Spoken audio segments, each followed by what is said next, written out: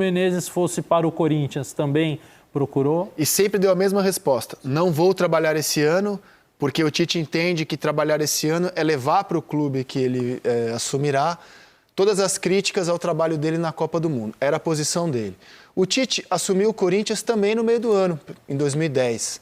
Mano Menezes foi para a seleção e ele assumiu o Corinthians, entendendo que era um trabalho de preparação para o ano seguinte, quando foi campeão brasileiro, e depois da América e do mundo. Quem vai trazer as informações mais fresquinhas do Flamengo e a situação de Jorge Sampaoli é o nosso repórter Fred Gomes, com quem eu converso ao vivo aqui no Seleção. Tudo bom, Fred? Boa tarde a você, bem-vindo. Fala, Rezete, boa tarde a Renata, Lozete, Conrado. Rezete, a gente tem escutado bastante, na verdade, tem conversado com bastante gente, né? Porque a situação, tanto da substituição do Sampaoli, que nem saiu ainda, vem com novidade a cada momento, também a própria questão do treinamento de hoje, que ele vai comandar, a informação que a gente tem até agora, 2 horas, com a apresentação marcada para as 14, de que ele comanda o treinamento do Flamengo. A gente até procurou pessoas para saber se ele já havia chegado ao Ninho do Urubu, mas ainda não tivemos um retorno, mas é muito provável que ele chegue por agora, porque ele sempre chega com muita antecedência. Eu estava vendo aqui, antes de entrar no ar, o que vocês conversavam sobre o Tite.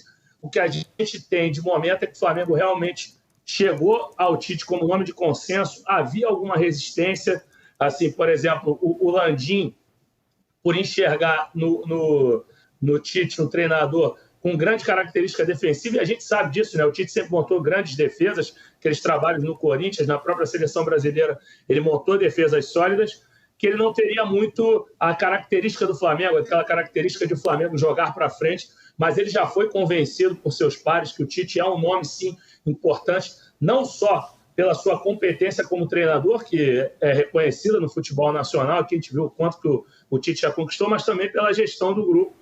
Ele é um cara que tem facilidade de gestão de grupo, sempre conseguiu conduzir muito bem o vestiário, então tem todo um direcionamento para seguir nesse nome do Tite, continuar insistindo por ele, e o Flamengo vai com tudo para cima do Tite, sim. Zé. Agora, Fred, é muito inusitado, né? Você trabalhar sabendo que a qualquer momento você será mandado embora, né? O Sampaoli já sabe que não fica? Isso já foi comunicado a ele? Não foi comunicado, mas ele já tem esse feeling, sim. O que a gente escutou ontem de pessoas que militam dentro do Flamengo é que a gente vê o desenho de um Paulo Souza 2.0, né? Assim, a situação do Paulo Souza do ano passado. Vocês vão lembrar que o Flamengo perde para o Fortaleza no dia, se eu não me engano, 5 de junho, 5 de junho, no domingo. E aí, à noite, o Flamengo já tinha decidido pela demissão do Paulo Souza, só que o Flamengo tinha uma viagem programada para Atibaia, porque geralmente quando o Flamengo vai jogar em Bragança Paulista, ele fica num hotel lá que tem toda uma estrutura para equipes de futebol, então o Flamengo viaja para Atibaia com o Paulo Souza praticamente demitido. Ele comanda os treinamentos da semana, o último treinamento, aliás, é de grande constrangimento. A gente já noticiava o acerto com o Dorival, assim, eram favas contadas que o Dorival chegaria, ele dá o treinamento, um clima meio pesado por ele saber que sairia, e a gente já noticiando a chegada do Dorival, e ele comanda o Flamengo e Bragantino, já demitido, entre aspas, né, não oficialmente. O Flamengo perde aquela partida por 1-0, e aí o Dorival é anunciado no dia seguinte, se eu não me engano, no dia 10 de junho, chega a Porto Alegre no final de semana e dirige Flamengo e Inter no domingo, dia 11 ou dia 12 de junho. Então, esse cenário tem se repetido. A gente conversa com o pessoal que é próximo ao grupo, com pessoas próximas a jogadores, a funcionários do dia a dia do Ninho do Urubu, e o pessoal fala, né, como é que pode, né, cara? O cara sabe que vai sair, mas continua dando treinamento.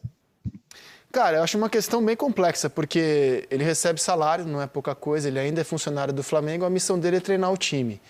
Por outro lado, o Flamengo não quer também demitir o Sampaoli sem ter um substituto, porque o Flamengo não tem mais aquela comissão técnica permanente.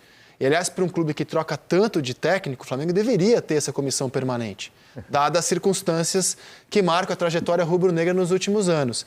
Então não é uma situação simples mesmo. Você decide que vai mandar embora, mas você não tem ninguém para comandar o time no momento.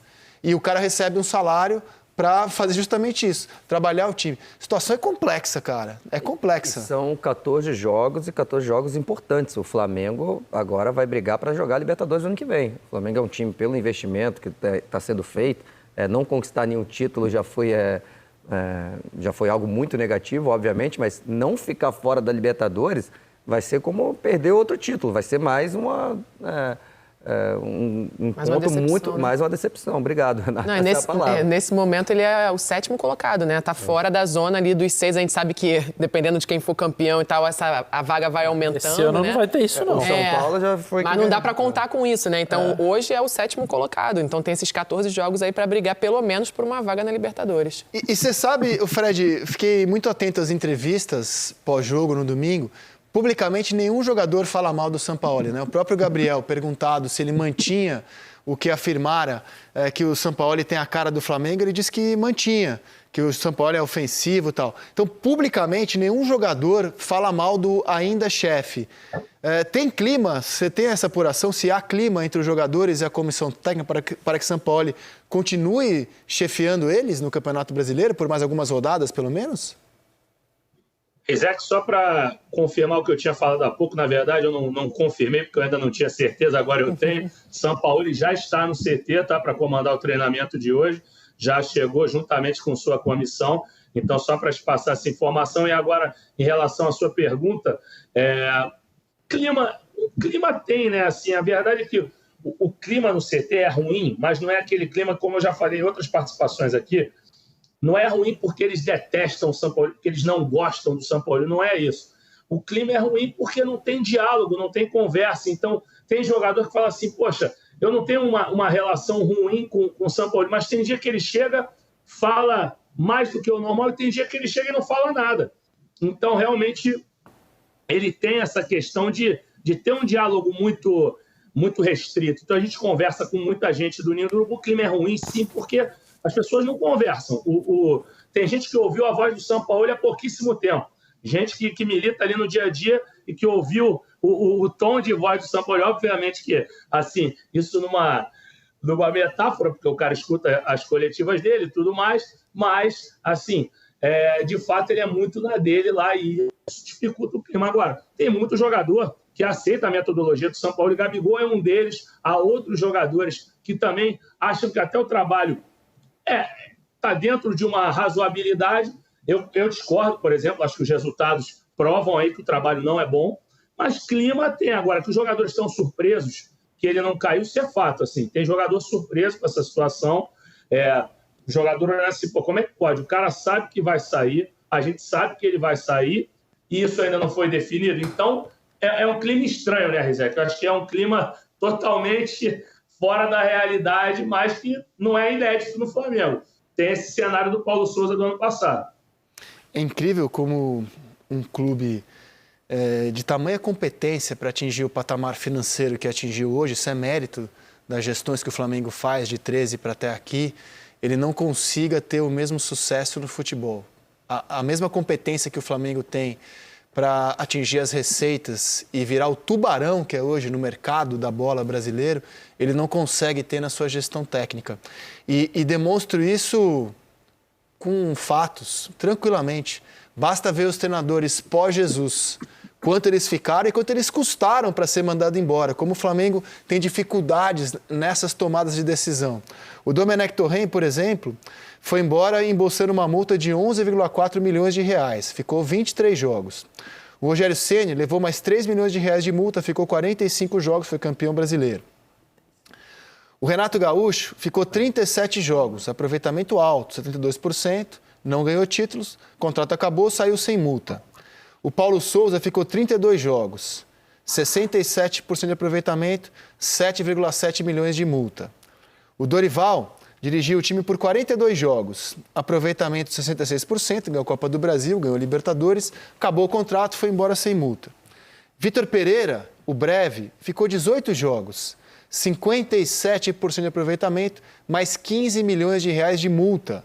E o Sampaoli, por enquanto, tem 27 jogos, aproveitamento só abaixo do Renato Gaúcho, como os números mentem nesse caso, né? 68%. E a multa, segundo o que apurou o Fred, a nossa equipe, 7,9 milhões, valor que não foi pago ainda porque ele ainda é treinador do Flamengo. Na soma, você tem aí 50 milhões de reais aproximadamente, não é isso? É isso. 50 milhões de grana. reais em multa, cara, de 19 para cá, aliás, de 20 para cá. 50 milhões, gente, você contrata um craque. E além da 50 multa, milhões. da questão financeira, a questão da escolha de futebol, né? Dos técnicos, de mandar embora, não vale. O cara é campeão e sai mesmo assim. Aproveitamento alto de quase todos ali. Claro que você vai pegar para o Flamengo, pela exigência que tem, mas assim, isso fica claro que são erros cometidos pelo departamento de Nenhum futebol abaixo de do Flamengo. 57%. O mais baixo é o do Vitor Pereira, 57%. Quando você muda de treinador toda hora, você está errando na escolha dos treinadores. Ou você está errando... E gastando, né? Isso, E gastando. além de gastar. Ou você está errando ao demitir, né? Mas vamos dizer que todas as demissões foram corretas, era a hora de mudar, você errou na hora que você contratou. Ou você errou na entrada ou você errou na saída. E esses caras têm que ser responsabilizados. Que além de tudo, para o futebol é ruim, mas como você trouxe aí nos números, né? Financeiramente também está atrapalhando. Como... Você precisa 45 milhões. Ah. 45 milhões de reais, de 20 até aqui, em multa rescisória. É o que custou o Alan, por exemplo. É um jogador do nível do Alan que você deixa de comprar para pagar em multa rescisória. É incrível como o comando do futebol de uma máquina tão poderosa como o Flamengo continue em gestão amadora, né? Isso, e claro, você ter o comando do futebol te garante uma série de coisas, né? Te garante capital político, Você diz dentro por e decisões fora do amadoras, né? clube. Porque o Spindle é um profissional, ele é remunerado para exercer o cargo de executivo. Sim, mas a gente sabe que enquanto a cargos só pra fazer estatutários, esclarecimento, sim. muitas vezes o executivo fica abaixo do estatutário, manda menos, responde a ele. Não é uma gestão profissional, embora tenha profissionais, como não é, por exemplo, a do time que ganhou a Copa do Brasil. Tem também um executivo que é o Rui Costa, mas também não é uma gestão profissional de futebol, né? Mas a gente sabe o que ser o manda-chuva do futebol garante às pessoas de capital político dentro e fora do clube, de status, de privilégios. E o Flamengo fica aí tropeçando. O relato do Fred é estarrecedor, porque ele fala assim, o jogador... Pensa que coisa constrangedora, um jogador do Flamengo acha esquisito o fato de todo mundo saber que o treinador vai ser demitido e o cara continuar lá trabalhando. Por quê? Porque a gestão é péssima. Porque não querem pagar a multa, porque obviamente ele não vai pedir demissão e abrir mão de um direito que ele tem. E fica nisso aí, nessa situação, todo ano isso se repete. E eu acho que essa questão do Tite também pode estar atrapalhando muito, né? Porque se o Tite resolver aceitar agora, facilita o trabalho do Flamengo, né? Você vai... Coloca o Tite. Paga mais uma multinha. Paga mais uma multinha. Agora, caso não aceite, Mas a questão, né? se o Tite não aceitar, quem é que vai ser o treinador? Quem tá E aí, como eu disponível no disse, não é que está faltando 3 jogos. Se estiver faltando 3 jogos, sobe do sub-20 e acaba o campeonato. E aí você pensa na pré-temporada tal, para pensar o ano que vem. Mas tem muito futebol ainda em 2023. Flamengo. Não dá para trazer qualquer um, mesmo que você queira só um cara para completar, mas aí vai completar como? E se esse cara for bem, aí eu vou poder trazer o time. Entra um cara e ganha todos os jogos. É importante ser esse cara que vai entrar agora e continuar para o ano que vem, né? Não, exatamente só isso. Cara Além de terminar o ano, né? Para fazer uma reconstrução. Por isso que o Tite seria um baita nome. Só que se o Tite não quiser assumir agora, é um problema aí para o Flamengo. Quem sou eu para falar em nome do Tite? Jamais vou falar em nome de ninguém. Mal falo no meu próprio nome. Bom, o Losetti apurou, eu apurei também, não sei qual é a apuração do Fred, que até ontem não tinha chegado uma proposta para o Tite. Pode ter tido uma sondagem, mas que ele, Tite, não trabalhava com uma proposta para assumir o Flamengo. Até ontem, pelo menos. Que o interesse o Fred já apurou. Estou apenas dizendo que da parte do Tite não chegou uma proposta. Da última vez que conversei lá, veio essa resposta, que o Tite não assumiria nenhum clube, que ele rejeitou o Botafogo, rejeitou Corinthians, o próprio Flamengo, quando caiu o Vitor Pereira, o Losetti acrescentou Bahia, Cruzeiro, Internacional. Só quer trabalhar no ano que vem. No entanto, eu entendo que essa decisão de trabalhar no ano que vem, assumir um clube agora faz parte dessa decisão. Porque te dá mais munição, mais conhecimento, mais preparo para reformular o elenco para o ano que vem. Então, assim, acho curioso, caso essa decisão do Tite seja mantida e ele seja mesmo o nome do Flamengo, porque até para assumir o time em janeiro, é melhor que ele já tenha a bagagem desse ano, que ele já consiga de perto analisar o elenco. Mas ele que decide a vida dele, ele que sabe o que é melhor para ele no momento. Mas sendo o Flamengo, de novo, 14 jogos, é muita coisa. Se ele for mal em 14 jogos, ele nem vira um ano. O futebol brasileiro é assim. E o Flamengo, na situação que está mais ainda... Vamos dizer que ele entra. O time faz pouco gol. O Tite é retranqueiro.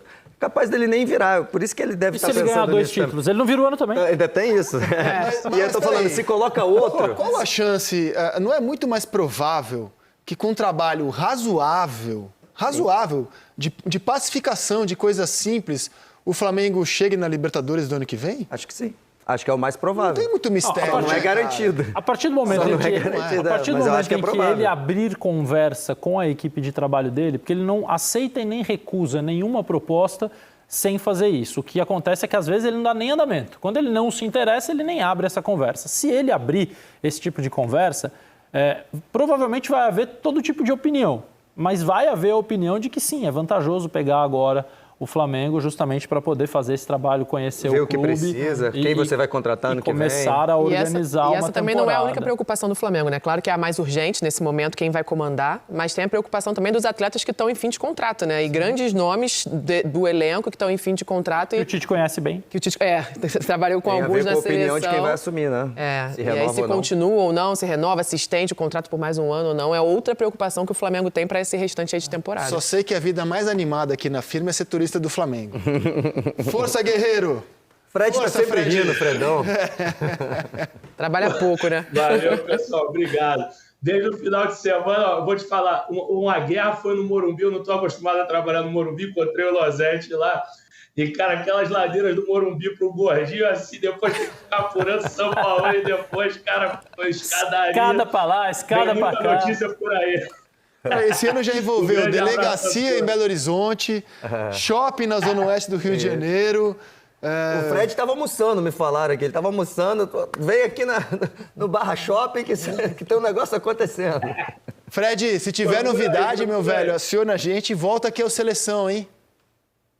Deixa comigo, ficarei em contato constante com vocês. Muito obrigado, um abração a todos. Não, só uma coisa, eu sei que repórter não está aqui para apostar, mas você diria, por aquilo que você sabe, que é mais provável ou improvável que o Sampaoli dirija o time nesse fim de semana contra o Bahia? Aí, Rizek, não é ficar em cima do muro, não, mas a gente está escutando desde ontem, eu, Letícia, Thiago, Eric já ouviu, vários, Gabi Moreira, já escutamos que ele daria o jogo, comandaria o Flamengo contra o Bahia. Hoje a gente já escuta uma versão diferente. Eu acho que arriscar, eu queria ficar fora desse palpite, acho muito delicado. Por enquanto, o cenário é que ele dirige, mas vai que muda daqui uma horinha, a gente não sabe. Hoje ele vai dar o treinamento, né? Mas vamos ver as cenas dos próximos capítulos. Não,